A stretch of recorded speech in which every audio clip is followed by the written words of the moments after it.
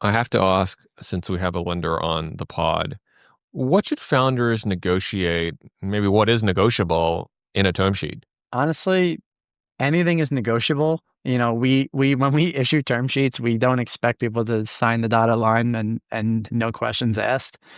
But that being said, like you have to be realistic too.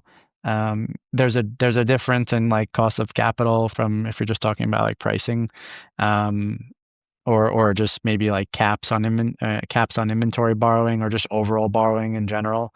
Um, there's a difference between a brand that's doing you know, $10 million dollars and making $2 million dollars a year versus the brand that's doing $10 million dollars and losing $3 million dollars a year.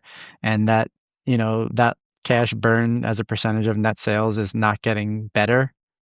And they're just kind of, so people have to keep that in mind. I think sometimes people try to negotiate items that really we can't accommodate, but what we usually accommodate was like things like advance rates, um, against receivables, against inventory.